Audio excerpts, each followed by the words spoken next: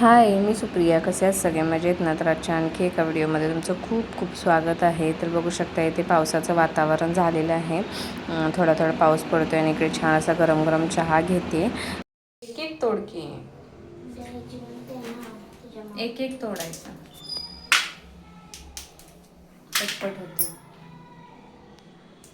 इथे ना स्वराजने छान अशी खेकडी स्वच्छ करून घेतलेत. इथे बघू शकता छोटे नांगे जे की मिक्सरला लावायचे आहेत. हा मेंदू काढून घेतला आहे आणि बाकी मोठे नांगे ना रशामध्ये टाकायचे आहेत. आणि खेकड्यांचा किस्सा सांगायचा म्हटलं तर ना, आयुष्यात कधी मी खेकड्याचा रस्सा बनवलेला नाही आहे. मम्मी पप्पा जेव्हा बनवायचे ना तेव्हा फक्त बघितलेलं आहे. आणि इथं लग्न झाल्यानंतर मी अजिबात कधीच खेकड्याचा रस्सा वगैरे बनवला नाही, कारण खेकड्यांची खूप भीती वाटते त्यामुळे.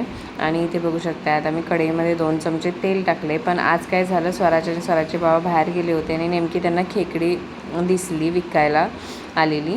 तर स्वराज बोलला की बाबा घ्याच म्हणून ती आज घेऊन आली. आणि त्यात मंगळवार होता आणि माझी अशी चिडचिड झालेली ना काय सांगू. तरीसुद्धा मी ते करायला घेतलं. जाऊ दे म्हटलं, आणलं तर नास कशाला करायचं, त्यांचं ते खाऊन घेतील.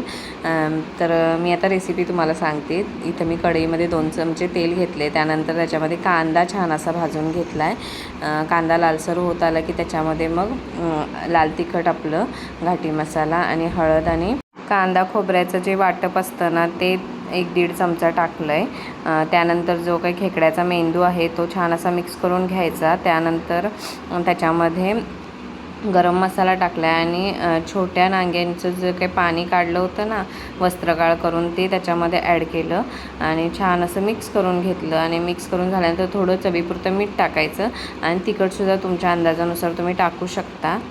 मग त्या रश्श्यामध्ये ना जे काही खेकडा आपण स्वच्छ करून घेतला होता ना ते सगळे पार्ट त्याचे टाकून घ्यायचे.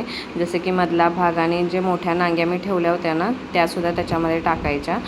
कारण त्या खूप छान लागतात असं स्वराज सांगत होता. त्यांना रस्सा खाल्ला आणि जे काही नांगे मोठे होते ना ते त्यानेच खाल्ले, त्याला खूप आवडले. त्यानंतर इकडे रस्सा शिजायला ठेवला. तोपर्यंत भांडी थोडीशी पडली होती ती घासून घेतली.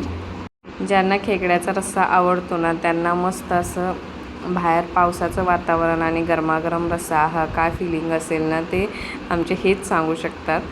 तर इथे छान असं उकळी फुटायच्या आधी कोथिंबीर स्वच्छ अशी धुवून चिरून त्याच्यामध्ये टाकली आणि फायनली असा लूक दिसतो आपल्या रश्श्याचा.